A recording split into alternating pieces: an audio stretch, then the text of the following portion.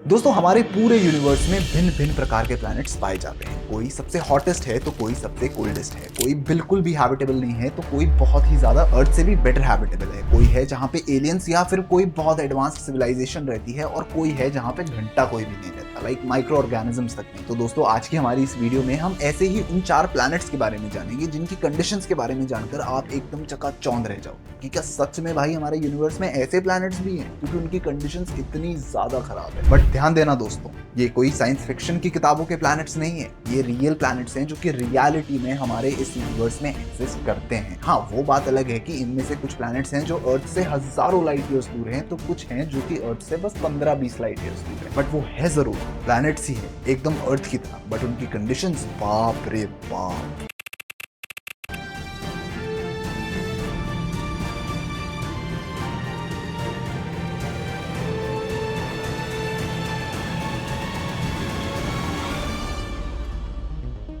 दोस्तों अर्थ से बस 30 लाइट ईयर्स दूर प्रेजेंट है ग्लेसे 436b, जिसे द बर्निंग आइस प्लैनेट के नाम से भी जाना जाता है। ये हमारे यूनिवर्स का सबसे स्ट्रेंजेस्ट एंड सबसे टेरिफाइंग प्लैनेट है, क्योंकि 550 डिग्री सेल्सियस का सरफेस टेम्परेचर होने के बावजूद भी ये प्लैनेट नेपट्यून की तरह ही पूरा वाटर आइस से कवर्ड है। अब नेपट्यून का वाटर आइस से कवर्ड होना तो समझ आता है, क्योंकि सन नेपट्यून से 4.5 बिलियन किलोमीटर दूर है, तो इनफ सनलाइट नहीं पहुंच पाती है सन की नेपट्यून तक जिससे कि वो उसकी वाटर आइस को मेल्ट कर सके। इसीलिए नेपट्यून का सरफेस टेम्परेचर भी -200 डिग्री सेल्सियस रहता है, जहां पे वाटर आइस का प्रेजेंट होना दोस्तों जायज बात है। बट ग्लेस 436b पे भी वाटर आइस प्रेजेंट है। अब हैरानी की बात ये नहीं है कि वाटर आइस क्यों प्रेजेंट है, क्यों भाई वाटर आइस प्रेजेंट नहीं हो सकती क्या किसी प्लैनेट पे? ऑफ कोर्स हो सकती है, हम थोड़ी ना कुछ बोल रहे हैं भाई इस बारे में। हम तो बस इस बात से हैरान है कि 550 डिग्री सेल्सियस के सरफेस टेम्परेचर पे भी इस प्लैनेट पे वाटर आइस कैसे प्रेजेंट है, और इसी कारण से इस प्लैनेट का निकनेम पड़ा है दोस्तों द बर्निंग आइस प्लैनेट। अब ग्लेसे 436b को दोस्तों अगस्त 2004 में रेडियल वेलोसिटी मेथड के थ्रू डिस्कवर किया गया था। ये अपने होस्ट स्टार ग्लेसे 436b से बस 6.9 मिलियन किलोमीटर दूर है और उसे हर 2 दिन में ऑर्बिट करता है, मतलब हर 2 दिन में हैप्पी न्यू ईयर भैया मस्त। अब ये मत सोचना कि 6.9 मिलियन किलोमीटर कोई बहुत ज्यादा डिस्टेंस होता है, कोई ज्यादा नहीं होता है भाई। फॉर रेफरेंस, हमारे सोलर सिस्टम में सन के सबसे क्लोजेस्ट प्लैनेट है मर्क्यूरी, वो सन से 58 मिलियन किलोमीटर दूर है, और ग्लेसे 436b अपने होस्ट स्टार से सिर्फ 6.9 मिलियन किलोमीटर दूर है। अब सोच लो, कहां मर्क्यूरी और सन 58 मिलियन किलोमीटर और कहां ग्लेसे 436b सिर्फ 6.9 मिलियन किलोमीटर। और इतनी क्लोज प्रॉक्सिमिटी में होने के कारण ही इसका सरफेस टेम्परेचर भी 550 डिग्री सेल्सियस है। बट दोस्तों इतनी ज्यादा हीट में तो हम ये एक्सपेक्ट करते हैं कि ये प्लैनेट किसी हॉट लावा या फिर हॉट मैग्मा से भरा हुआ होगा, बट ये तो पूरा का पूरा वाटर आइस से भरा हुआ है। ऐसा क्यों? वेल, बिकॉज ऑफ ग्रेविटी दोस्तों। इस प्लैनेट की ग्रेविटी इतनी ज्यादा स्ट्रांग है कि अकेली ग्रेविटी ही इस प्लैनेट के एटमॉस्फेयर में प्रेजेंट वाटर वेपर के मॉलिक्यूल्स को अलग होने ही नहीं देती, जिसके कारण से वो आइस कभी वाटर वेपर बनती ही नहीं है और सॉलिड कंप्रेस्ड वाटर आइस के फॉर्म में ही इस प्लैनेट पे हॉट आइस के फॉर्म में जमी रहती है। अब आप सोचो, ये तो बर्फ है, इसको मैं अपने मुंह पे लगा लेता हूँ या फिर खा लेता हूँ, तो फिर सोच लो भाई, इस प्लैनेट की आइस को नाम दिया गया है द बर्निंग आइस प्लैनेट। ये बर्फ भले ही है दोस्तों, बट वो वैसी बर्फ नहीं है जिसे अगर आप छू लो जो मुझे तुम कहीं खो ना जाऊं मैं, रात भर खो जाओगे, जंतर मंतर मामला हो जाएगा। इसके आइस को छू लिया तो आपने देख लेना फिर। हाँ, नेक्स्ट है दोस्तों ये सुंदर सा दिखने वाला ब्लू प्लैनेट। दूर से देखने में ये भले ही अर्थ की तरह सुंदर लगे, बट इस प्लैनेट को नाम दिया गया है द प्लैनेट ऑफ टेरर, जो कि अर्थ से 64.5 मिलियन लाइट ईयर्स दूर है, जिसे 2005 में ट्रांजिट मेथड के थ्रू डिस्कवर किया गया था। ग्लेसे की तरह ही दोस्तों ये प्लैनेट भी अपने होस्ट स्टार को काफी करीब से ऑर्बिट करता है, जिसके कारण इसका सरफेस टेम्परेचर पहुंच जाता है ऑलमोस्ट 900 डिग्री सेल्सियस, और इधर भी हर 2 दिन में न्यू ईयर सेलिब्रेट किया जाता है। अब इस प्लैनेट को अगर दूर से देखोगे दोस्तों तो ये एकदम ब्लू अर्थ की तरह ही दिखेगा। एकदम अर्थ की तरह ही दिखने वाले इस ब्लू प्लैनेट पे साइंटिस्टों को बड़ा इंटरेस्ट आया और फिर उन्होंने इसके एटमॉस्फेयर को कॉन्टिन्यूअसली ऑब्जर्व एंड स्टडी करना शुरू किया। पर इसकी भोली सी सुंदर सी ब्लू शक्ल देख के उन्हें लगा कि ये तो कोई बहुत ही क्यूट सा प्लैनेट होगा, जहाँ पे बहुत सी क्यूट चीजें हो रही होंगी इसके एटमॉस्फेयर में। बट वो ये जान के हैरान रह गए कि इस क्यूट से ब्लू प्लैनेट के तो ऊपर भाई मॉल्टन ग्लास की बारिश होती है। और सिर्फ यही नहीं, मार्च 2010 दिन में साइंटिस्टों को यह भी पता चला कि यह प्लैनेट तो भाई इवेपोरेट भी हो रहा है धीरे धीरे एट रेट ऑफ 1 to 100 गीगाग्राम्स पर सेकेंड। इसी बात पे दोस्तों एक फन फैक्ट, क्या आपको पता है अभी तक साइंटिस्ट को इस पूरे यूनिवर्स में सिर्फ 2 ही ऐसे प्लैनेट मिले हैं जो इवेपोरेट हो रहे हैं। पहला तो है ये HD 1897333b और दूसरा है HD 2094548b। End of fun fact. एक और कमाल चीज जो साइंटिस्टों को मिली है वो ये कि इस प्लैनेट पे 8700 किलोमीटर प्रति घंटे की स्पीड से हवाएं चलती है। सॉरी एक्सक्यूज मी, क्योंकि 8700 किलोमीटर प्रति घंटे की स्पीड को हम हवाएं तो नहीं बोलेंगे दोस्तों। ले जाए मुझे कहां हवाएं हवाएं बेगानी सी है कैसी दुआएं दुआएं।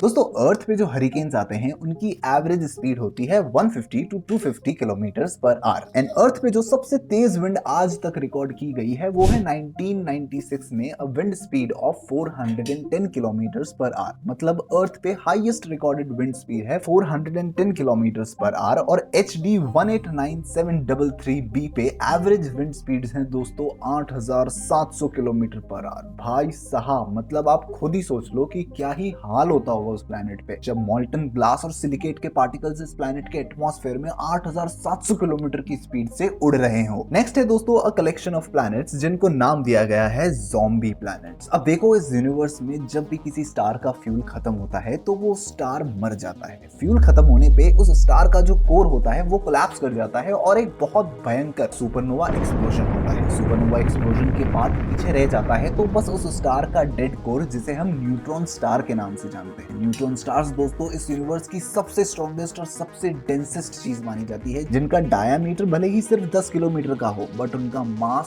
सन से भी ज्यादा होता है। हमारे यूनिवर्स में कई न्यूट्रॉन स्टार्स तो ऐसे भी हैं जो अपने पोल्स से रेडियो वेव्स की बीम एमिट करते हैं। इन्हें कहा जाता है दोस्तों पल्सार्स। अब दोस्तों अगर ऐसे देखें तो जब भी कोई सुपरनोवा एक्सप्लोजन होता होगा तो उस स्टार के आसपास जो भी प्लैनेट्स ऑर्बिट कर रहे हैं वो उस ब्लास्ट की शॉक वेव से खत्म हो जाते होंगे। जैसे कि अगर कल को सन का सुपरनोवा एक्सप्लोजन होगा तो सोलर सिस्टम के सारे प्लैनेट्स तो गए, tata bye bye. But there is one twist in this story दोस्तों। सन से 2300 लाइट ईयर्स दूर प्रेजेंट है एक पल्सार नेम्ड PSR B1257+12। अब हैरानी की बात तो यहाँ पे ये है कि इस पल्सार का दोस्तों एक प्लैनेटरी सिस्टम है जहाँ पे 3 प्लैनेट्स इस पल्सार को ऑर्बिट करते हैं। बट ऐसा कैसे हो सकता है? ये प्लैनेट्स अपने स्टार के सुपरनोवा एक्सप्लोजन से बच कैसे गए? या ये हो सकता है कि सुपरनोवा एक्सप्लोजन के डस्ट एंड ब्लास्ट पार्टिकल से ही ये 3 प्लैनेट्स फॉर्म हुए हैं through the process of accretion. I mean हो सकता है। इन 3 प्लैनेट्स का साइज दोस्तों अर्थ से भी 4 गुना ज्यादा बड़ा है और जिस पल्सार को ये 3 स्टार्स ऑर्बिट करते हैं उसकी मैग्नेटिक फील्ड इतनी ज्यादा पावरफुल है कि उसकी मैग्नेटिक वेवलेंथ से इस प्लैनेट के ऊपर एकदम नॉर्दर्न लाइट्स जैसी ऑरोरा लाइट्स फॉर्म हो जाती है। इस 10 किलोमीटर डायमीटर के पल्सर का सरफेस टेम्परेचर है दोस्तों 28,500 degree Celsius and for reference हमारे सन का सरफेस टेम्परेचर है 5,500 डिग्री सेल्सियस। मतलब सोचो कहाँ सन का 5,500 डिग्री और कहाँ इस पल्सार का 28,500 डिग्री सेल्सियस। मतलब और मेन बात तो ये है कि ये जो पल्सार है वो 1 सेकेंड में 161 टाइम्स रोटेट करता है।